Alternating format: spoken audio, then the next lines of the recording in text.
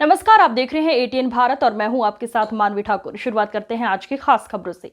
Samajwadi party के राष्ट्रीय अध्यक्ष अखिलेश यादव करहल विधानसभा क्षेत्र के ग्राम डालूपुर में एक ही गांव के 3 लोगों की मौत हो जाने के बाद आज शांत पाठ के दौरान गांव में पहुंचे, जहां उन्होंने मृतक के परिजनों को सांत्वना दी और उनके परिवार को ये आसानी दुख सहने की ईश्वर से कामना की। आपको बता दें, करहल विधानसभा क्षेत्र के विकासखंड वरनाहल क्षेत्र के ग्राम डालूपुर के आर्यदीप शाक्य, विजेंद्र सिंह के अलावा अतुल कुमार की गणेश विसर्जन के दौरान मार्कंडे कुंड में 3 लोगों की मौत हो गई थी। आज शांति पाठ के दौरान समाजवादी पार्टी के राष्ट्रीय अध्यक्ष अखिलेश यादव ने गांव में पहुंचकर उनके परिजनों से मिले और उन्हें सांत्वना दी।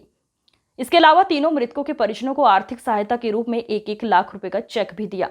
जाति को लेकर के अब विशेष टिप्पणी होने लगी। देखिए, मैं बहुत ऐसी कोई बात नहीं कहना चाहता हूं जिससे माहौल बिगड़े, लेकिन ये बात आपको स्वीकार करनी पड़ेगी। जितने लोग हैं, मैं जितने चैनलों को देख रहा हूं या यूट्यूब पर या कहीं ना कहीं, सबसे ज्यादा जातिवादी अगर कोई पार्टी है तो वो भारतीय जनता पार्टी। ये आज मैं पहली बार नहीं कह रहा हूं, इससे पूर्व में भी मैंने कहा कि सबसे ज्यादा जातिवादी पार्टी कोई है तो वो भारतीय जनता पार्टी है। उस घटना में भी लाभ लेना चाहती है राजनीतिक, और तब जब पूरी की पूरी गलती भारतीय जनता पार्टी की सरकार की है।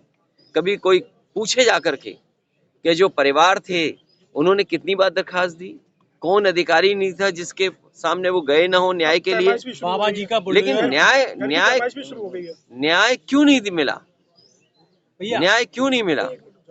अगर कोई जिम्मेदार है न्याय न देने के लिए तो वो भी इस घटना का अपराधी होगा। भैया, बाबा जी का बुलडोजर हर जगह पहुंच जाता है। मैनपुरी के पूर्व जिला पंचायत अध्यक्ष रहे आशु दिवाकर, जिन्होंने एक गरीब की जमीन, करोड़ों रुपए की बेशकीमती जमीन कब्जा ली, उसके खिलाफ मामले दर्ज हुए, हत्या भी हो गई, अभी तक कोई कार्रवाई नहीं हुई है। वो घटना एक सीधे साधे भोले भाले किसान के साथ धोखा होना। एक सीधे साधे इंसान से आपने जमीन खरीदी, एक चेक दे दिया और उसके बाद उस भोले भाले इंसान से ये कहा आपने, किसान से, कि चेक में कुछ लिखने में गड़बड़ी हो गई। आपने उससे 6 करोड़ का वापस ले लिया और उस चेक को फाड़ दिया आपने। इससे ज्यादा कानून व्यवस्था को लेकर के जो जीरो टॉलरेंस की बात हुई थी, क्या हो सकता है बताओ? और फिर वो बचा कौन? 3 युवकों क्या कहेंगे? परिवार को सांत्वना देने की है आपने? दुख है इस बात का कि धार्मिक आयोजन हो, सरकार की जानकारी में हो, उसके बावजूद भी सुरक्षा न देना और इंतजाम न करना, ये सरकार की लापरवाही है। और उसके साथ साथ जो गांव के लोगों से बातचीत करने पर जानकारी मिली है कि यहाँ पर पहले से ही पर्यटन विभाग का कार्य चल रहा था और पर्यटन विभाग जानबूझ करके गहरे गहरे गड्ढे खुदवा रहा था। और इतने गहरे गड्ढे खुदे हैं कि जो लोग इस धार्मिक आयोजन में आए उन्हें जानकारी नहीं थी कि आगे कितना गहरा गड्ढा है, जिसके कारण जब वहां पर लोग गए तो कई लोग डूब गए और जिसमें 3 लोग नहीं निकल पाए। 3 लोगों की जान गई, एक बच्चे का इलाज हुआ और उसकी जान बच गई।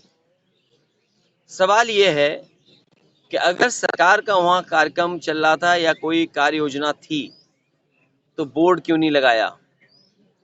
और सरकार के लोगों की जिम्मेदारी बनती थी जानकारी देने के लिए लोगों को कि यहाँ पर पहले से कार्य चल रहा है, इस क्षेत्र में आप ना आगे बढ़ें या इस क्षेत्र में ही आप अपना धार्मिक कार्यक्रम कर लीजिए। ये सरकार तो वो है जो दावा करती है कि धार्मिक आयोजनों की पूरी सुरक्षा का इंतजाम होगा। इससे पहले भी मुझे याद है, मैं मेरठ के कांवड़ियों के परिवारों से मिला था, जिन कांवड़ियों के परिवारों के सदस्यों की जान गई, वहां पर भी पूरी लापरवाही थी, क्योंकि सरकार के मंत्री, मुख्यमंत्री खुद, प्रमुख सचिव गृह, डीजीपी या सुरक्षा को लेकर के सब इंतजाम किए गए थे और यहां तक कि मुख्यमंत्री खुद फूल बरसा रहे थे, उसके बाद जान चली गई। तो ये सरकार की जिम्मेदारी थी, सरकार को इनकी मदद करनी चाहिए। और अगर धार्मिक आयोजन में किसी की जान गई। आज की खबरों में बस इतना ही। देखते रहिए एटीएन भारत। नमस्कार।